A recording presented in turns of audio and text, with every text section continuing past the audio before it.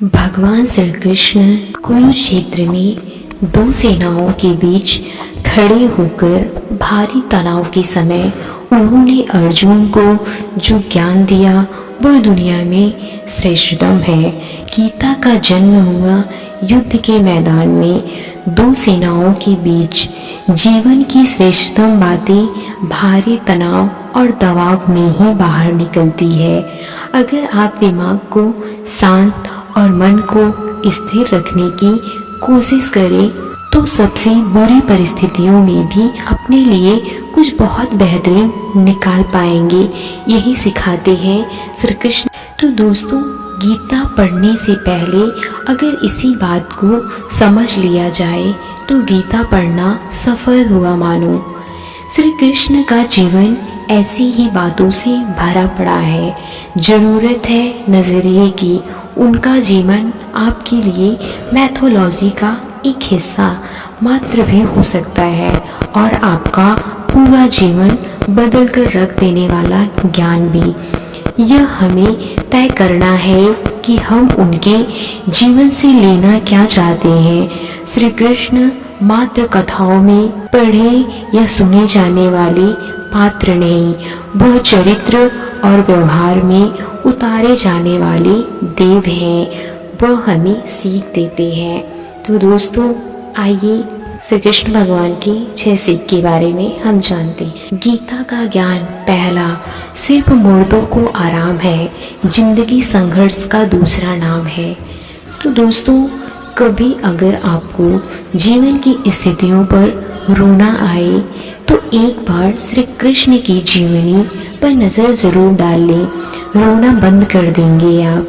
श्री कृष्ण ने एक जेल में जन्म लिया था और जन्म लेने के तुरंत बाद ही उन्हें रात में ही उफनती यमुना पार कर गोकुल ले जाया गया।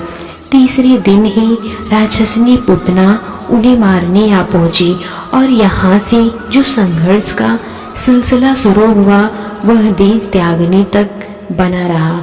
भगवान श्री कृष्ण का जीवन कहता है, आप कोई भी हो, संसार में आए हैं तो जब तक जीवन है आपको संघर्ष करना होगा।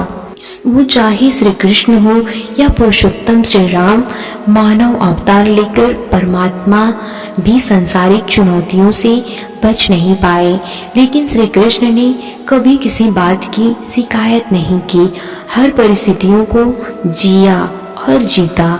श्री कृष्ण कहते हैं, परिस्थितियों से भागो मत, उसके सामने डटकर खड़े हो जाओ, क्योंकि कर्म करना ही मानव जीवन का पहला कर्तव्य है।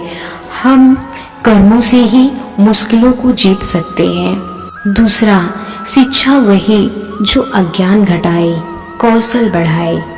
दोस्तों, श्री कृष्ण ने अपनी शिक्षा मध्य प्रदेश के उज्जैन में सांदीपनी ऋषि के आश्रम में रहकर पूरी की थी। कहा जाता है कि 64 दिन में उन्होंने 64 कलाओं का ज्ञान हासिल किया था। वैदिक ज्ञान के अलावा उन्होंने कलाएं सीखी। शिक्षा ऐसी ही होनी चाहिए जो हमारे व्यक्तित्व का रचनात्मक विकास करे।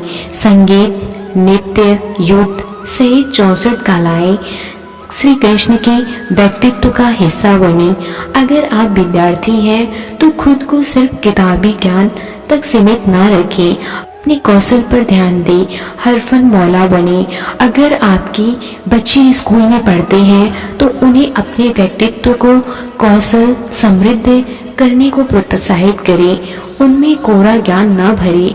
उनकी पढ़ाई ऐसी हो उनकी रचनात्मकता को नए आयाम मिले। तीसरा, प्रेम बचा रहेगा शेष, रिश्तों में करे निवेश। दोस्तों, श्री कृष्ण ने जीवन भर कभी उन लोगों का साथ नहीं छोड़ा जिनको मन से अपना माना। अर्जुन हो, सुदामा हो, फिर उद्धव। श्री कृष्ण ने जिसे अपना मान लिया उसका साथ जीवन भर दिया।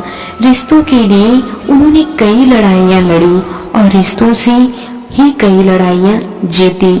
उनके जीवन का सीधा संदेश है, संसारिक इंसान कि सबसे बड़ी धरोहर रिश्ते ही है।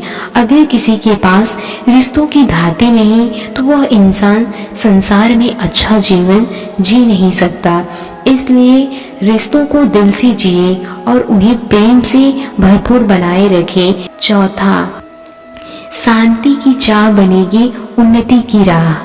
दोस्तों, श्री कृष्ण ने महाभारत का युद्ध होने से पहले शांति के लिए पांडवों और कौरवों के बीच मध्यस्थता की। हालांकि दोनों ही पक्ष युद्ध लड़ने के लिए आतुर थे, लेकिन श्री कृष्ण ने हमेशा चाहा कि कैसे भी युद्ध टल जाए। सबक यही है कि झगड़ों से कभी समस्याओं का समाधान नहीं होता।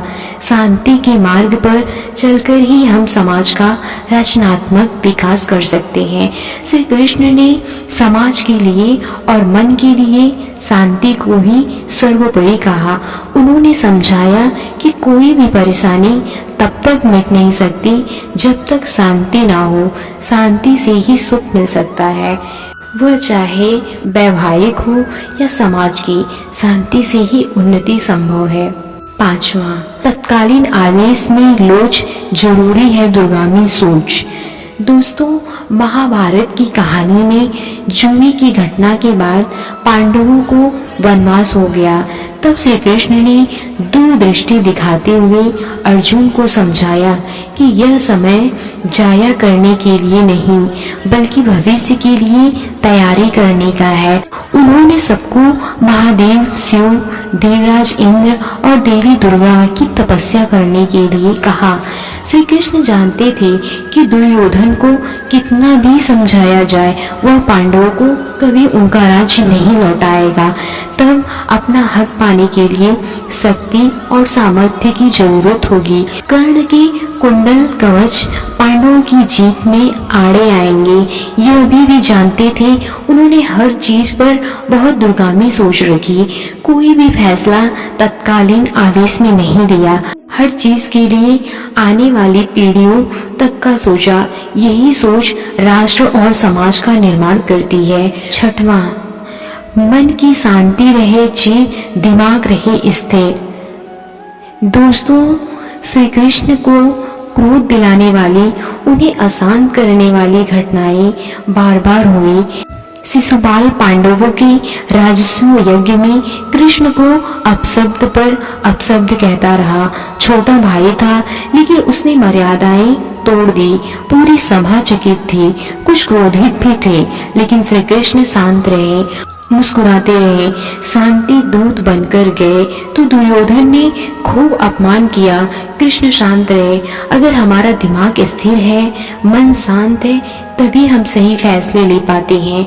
आवेश में हमेशा हादसे ही होते हैं। विपरीत परिस्थितियों में भी कभी विचलित नहीं होने का गुण कृष्ण से बेहतर और कौन सिखा सकता है। जय श्री कृष्ण। राधे राधे।